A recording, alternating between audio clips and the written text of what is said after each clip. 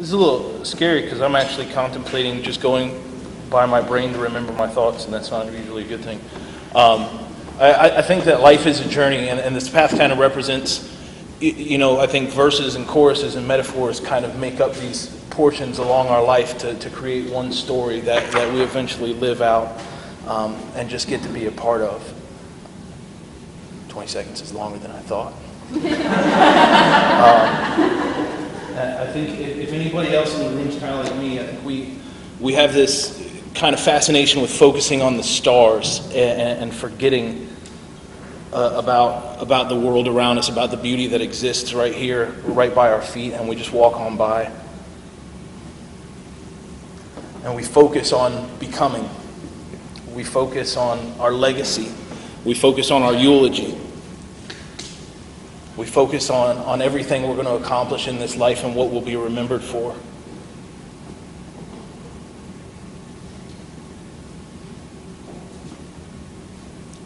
And I think within that, we completely forget about being.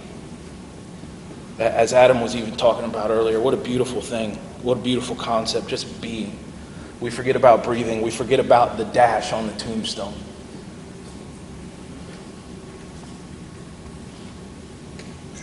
And in this presentation, I just have several kind of challenges. I'm not a photographer, but I just want to challenge everybody, including myself, to slow down a little bit, to view the textures that exist in the world around us.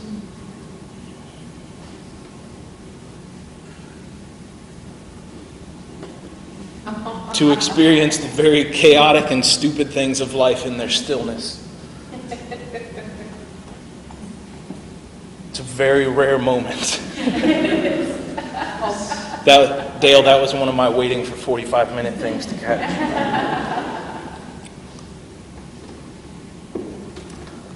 I think we need to appreciate a little bit more the color palette that exists and the painting that exists all around us that, in my opinion, doesn't fit on any artist's canvas.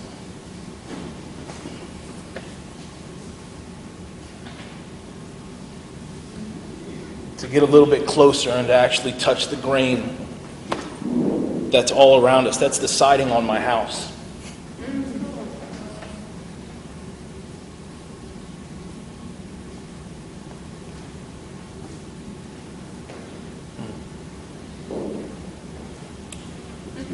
To step back a second and even just appreciate the architecture we had nothing to do with. I love trees because they're so unpredictable. They're so, it feels like they do whatever they want to do, but they're so perfectly in place. And the purpose of this presentation is because I think humanity is kinetic. I think we have kinetic energy, and I think we're one of the only things in existence that kind of has perpetual motion, at least at the moment. And we're so distinct. We have the ability to look at one picture and every single person interpret it as a man, woman, or child would stand in an art gallery and interpret a Van Gogh. Everybody sees it differently. Everybody experiences the world so differently. And it's such a beautiful thing. Every detail, every color, every texture, it brings a different thought to everybody's mind. Everybody is staring at the same bird on the same screen right now, and hopefully everybody is thinking something completely unique.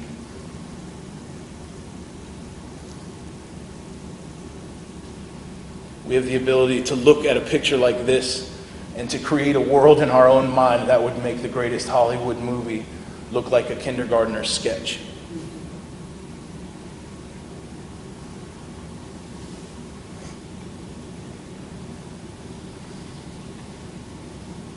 This next one's one of my favorites. We have the opportunity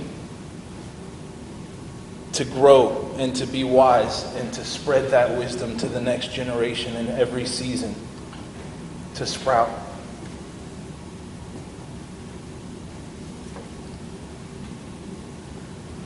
To get lost in a world that could fit in the palm of our hand. That picture is of a maybe 2-inch wide piece of bark that fell off one of the trees in my backyard. And by the way, every single one of these pictures was taken within 4 minutes of my house. So there's no excuse to not be able to see these things. To see majesty and royalty and just the beauty of everything, the stillness of water. To me, it doesn't even look real.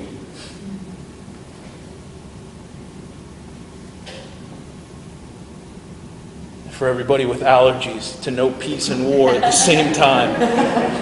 To be able to stare at something and have your breath taken away and also hate it. And again,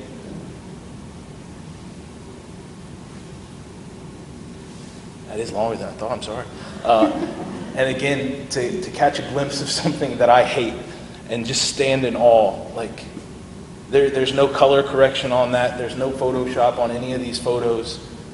It just astounds me when you get close and actually stop and slow down and look what happens. And the greatest ability of human, I think, is to be the ability to have your heart stolen by something so small, something so simple,